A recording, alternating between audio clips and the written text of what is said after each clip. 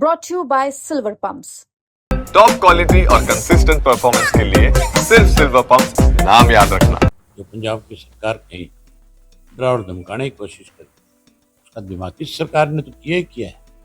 भूपेंद्र सिंह हुड्डा की गलत पॉलिसी की वजह से आज लंबे समय से नौकरी जॉब पे लगे हुए बच्चे जो है सरकार से बाहर होने जा रहे हैं। हुड्डा को तो किसी को कोई पढ़ने थोड़े दिया होगा, इसको तो बुला के कहा होगा यहाँ दस्तखत कर दे। और इसकी इतनी हिम्मत नहीं है कि सरकार के सामने खड़ा होकर के किसी बात का विरोध करे। हरियाणा तक के साथ हैं इंडियन नेशनल लोकदल के राष्ट्रीय अध्यक्ष चौधरी अभय सिंह चौटाला। तो सब पार्टी के विस्तार को लेकर बैठकों का दौर जारी है, तो क्या मेंबरशिप ड्राइव है, कितने मेंबर बनाने हैं, लोगों को जोड़ रहे हैं, लोग आपकी पार्टी को ज्वाइन भी कर रहे हैं और लगातार बैठकों का जो दौर जारी है। अभी तो हम अपने संगठन पे ध्यान दे रहे हैं। हम संगठन को बूथ के स्तर पे लेकर के जा रहे हैं।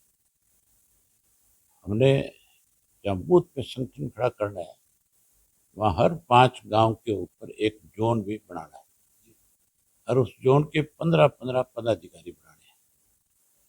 हमारी सोच है कि हर कॉन्स्टिट्यूंसी में 500 के करीब हमारे पदाधिकारी हों जो अलग अलग प्रकोष्ठों से संबंध रखते हैं और वो बूथ तक के पदाधिकारी बने।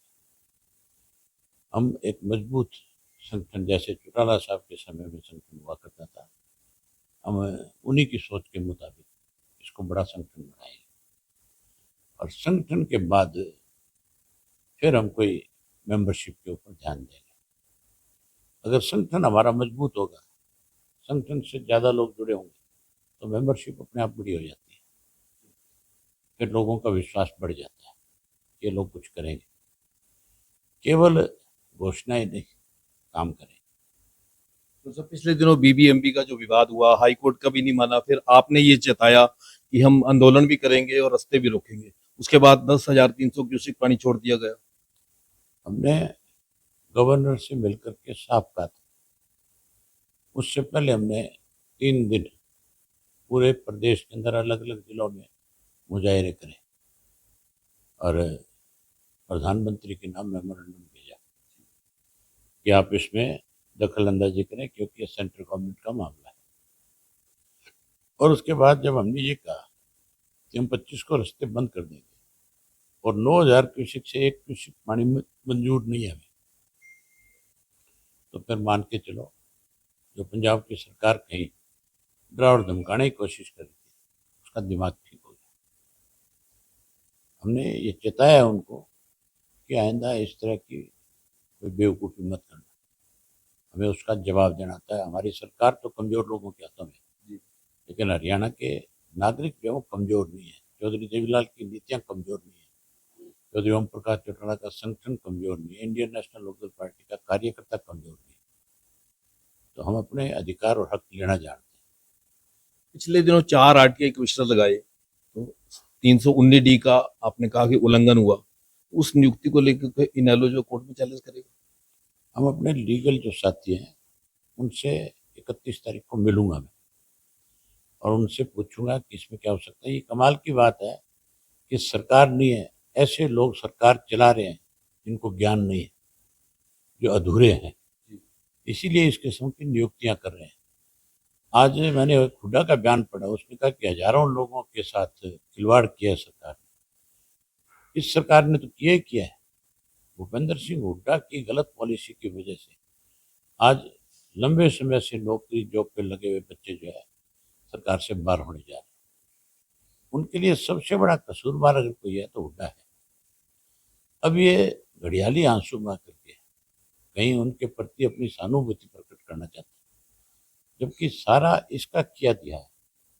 इसने गलत तरीके से भर्तियां करी, हमारे वक्त की भर्ती किया हुआ एक भी आज तक कर्मचारी नौकरी से बाहर नहीं आया। ये आरटीआई कमिश्नर को लेकर भूपेंद्र हुड्डा ने सहमति जताई, उस पर साइन भी किए। तभी तो कहता हूँ भी हुड्डा को तो किसी को कोई पढ़ने थोड़े दिया होगा, इसको तो बुला के कहा होगा यहाँ दस्तखत कर दे। और इसकी इतनी हिम्मत नहीं है कि सरकार के सामने खड़ा होकर के किसी बात का विरोध कर सके। ये कहता है मैं LLB हूँ, 2 बार चीफ मिनिस्टर रहा हूँ।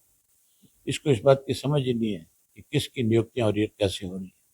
ये जा करके दस्तखत करके आ गया होगा, सरकार को खुश कराया होगा।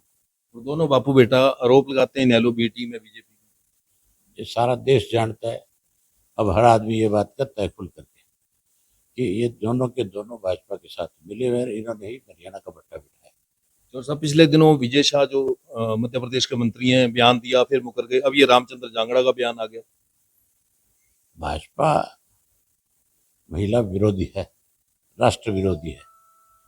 अदरवाइज उनका कोई आदमी पार्टी का इस किस्म की बयानबाजी करे तो सख्त एक्शन होना चाहिए कि नहीं होना चाहिए। लॉ एंड ऑर्डर की जो स्थिति हरियाणा में देख रहे हैं या नायब सिंह सैनी की सरकार को कैसे देखते हैं आप?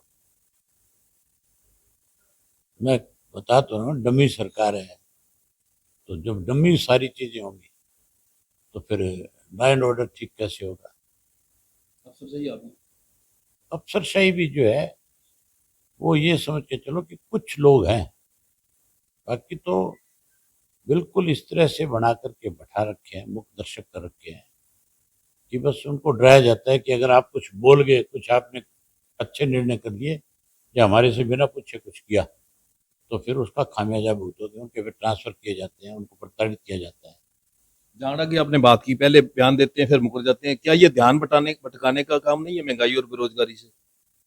जांगड़ा जो है कोई पहली बार इस तरह के बयान नहीं दे रहा, बेलगाम है, अनुशासन नहीं है पार्टी में, इसलिए इस तरह के बयान देता है। अनुशासन हो तो जांगड़ा की क्या हिम्मत है इस तरह के बयान दे देगा। तो ये थे चौधरी अभय सिंह चौटाला, जिन्होंने कहा कि आरटीआई कमिश्नर की जो नियुक्तियां हुई हैं उस पर लीगल राय लेकर कोर्ट में चुनौती दी जाएगी। हरियाणा तक के लिए सिरसा